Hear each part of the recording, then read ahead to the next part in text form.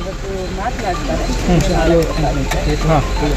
AICC ಅಧ್ಯಕ್ಷರು, ಮಾನ್ಯ ಮುಖ್ಯಮಂತ್ರಿಗಳು, ಉಪಮುಖ್ಯಮಂತ್ರಿಗಳು, ಕಾರ್ಯಕ್ರಮಗಳು ಸದ್ಯಕ್ಕೆ ಅವ್ರು 3 ಜನ ಬರ್ತಾ ಇಲ್ಲ.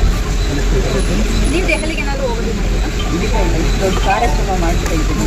ಕಾರ್ಯಕ್ರಮದ ದೊಡ್ಡ ಜವಾಬ್ದಾರಿ ಇದೆ. 3 ದೊಡ್ಡ ಯೋಜನೆಗಳನ್ನು ಅಕ್ಕಪಡೆ, ಗೃಹಲಕ್ಷ್ಮಿ, ಮೃದು ಸಹಕಾರಿ, ರೈತರಿಗೆ 3 ಕಾರ್ಯಕ್ರಮ ಲಾಂಚ್ ಮಾಡ್ತಾ ಇದ್ದೀನಿ. ಸೊ ಬಹಳ ದೊಡ್ಡ ಜವಾಬ್ದಾರಿ ಇದೆ.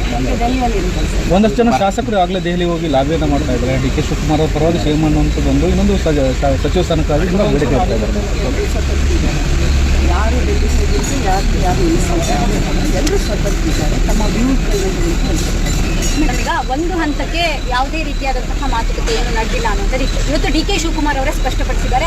4 ಗೋಡೆಗಳ ಮಧ್ಯೆ ನಡೆದಂತಹ ಗುಟ್ಟಿನ ವ್ಯವಹಾರ ಅದು ಅನ್ನುವಂತಹ ಪದಪ್ರಯೋಗ ಮಾಡಿದ್ದಾರೆ. ಇಲ್ಲಿಗೆ ಸ್ಪಷ್ಟ ಆಗ್ತಿದೆ, ಮಾತುಕತೆ ಅಥವಾ ಯಾವುದೇ ರೀತಿಯಾದಂತಹ ಅಧಿಕಾರ ಹಸ್ತಾಂತರದ ವಿಚಾರ ಚರ್ಚೆ ಆಗಿದ್ದು ನಿಜ ಅನ್ನುವಂಥದ್ದು.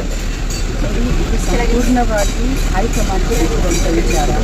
ಯಾರು ಮಾತನಾಡಿದಾರಂತೆ ಅವರೀಗ ಅವರು ಸ್ಪಷ್ಟಪಡಿಸಿದಾರಂತೆ, ತಾವೇ ನಮ್ಮ ಗಮನಕ್ಕೆ ತರ್ತಾ ಇಲ್ಲ.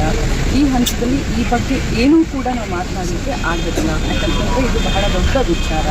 ಸೊ ರಾಜ್ಯದ ಜನ ಗಮನಿಸ್ತಾ ಇದ್ದಾರೆ, ನಮ್ಮ ಕಾರ್ಯಕರ್ತರು ನೋಡ್ತಾ ಇದ್ದಾರೆ. ನಮಗೆ ಕಾಂಗ್ರೆಸ್ ಪಕ್ಷ ಗಟ್ಟಿಯಾಗಿ ಇರಬೇಕು. ಮುಂಬರುವಂಥ 2027 ಚುನಾವಣೆಯಲ್ಲಿ ಮತ್ತೆ ಕರ್ನಾಟಕ ರಾಜ್ಯದಲ್ಲಿ ಕಾಂಗ್ರೆಸ್ ಪಕ್ಷ ಅಧಿಕಾರಕ್ಕೆ ಬರಬೇಕು ಅಂತ ನಮ್ಮ ಒಂದು ಅನಿಸಿಕೆ. ಅದಕ್ಕೆ ಬಹಳಷ್ಟು ಕೆಲಸಗಳನ್ನ ಮಾಡ್ತಾ ಇದ್ದೀವಿ. ಸೊ ಈ ವಿಚಾರವಾಗಿ ಏನೇ ಡಿಸಿಷನ್ ಇತ್ತು ಅದು ಡೆಲ್ಲಿಯಲ್ಲಿ ಅದು ಹೈಕಮಾಂಡ್ ಅಂತ ಇವತ್ತು ಭೇಟಿ ಮಾಡಿದ್ದೀನಿ. ನಾನು ನಮ್ಮ ಕಾರ್ಯಕ್ರಮಕ್ಕೆ ಬರಲಿ ಅಂತ ಆಹ್ವಾನವನ್ನು ಕೊಟ್ಟಿದ್ದೀನಿ. ಓಕೆ.